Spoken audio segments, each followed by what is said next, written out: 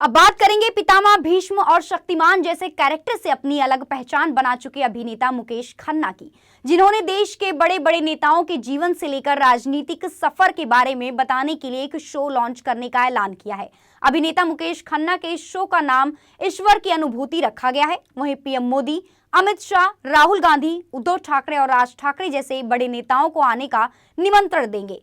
इस कार्यक्रम के माध्यम से मुकेश खन्ना राजनेताओं को लेकर कुछ ऐसी बातों का खुलासा करेंगे जिसके बारे में आप शायद कभी नहीं जान पाए होंगे।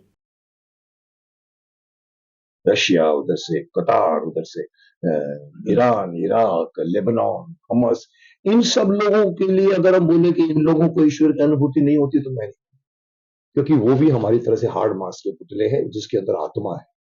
और आत्मा की कोई जात नहीं होती, आत्मा की कोई धर्म नहीं होता, कोई रिलीजन नहीं होता।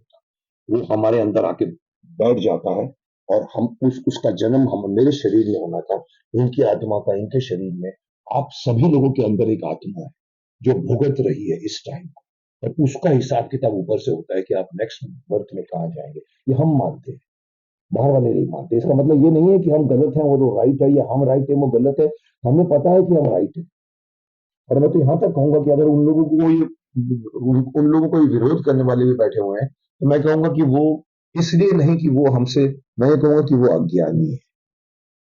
हमारे पास ज्ञान है, उनके पास नहीं है। जहां पर जाकर रह गए वहां पर इस ज्ञान को दबा दिया गया, जो हमारा सनातन धर्म जिसको कहते हैं। जाके अलग अलग गुट संप्रदाय बन गए हैं, और कोई भी गुट संप्रदाय अपने हिसाब से सोचता है, पब्लिक को अपने हिसाब से चलाता है। तो अनुभूति सिर्फ इंडिया में ही है, भारत में ही है, भारतीयों के लिए है, हिंदुओं के लिए है।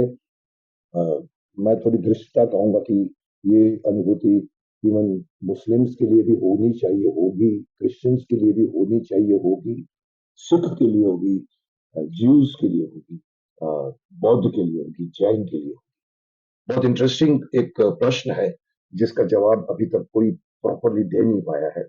हो सकता है कि हमारे इस प्रोग्राम में कई न कोई ज्ञानी पुरुष आके हमको बताए कि भाई देखो, ईश्वर की अनुभूति होती है।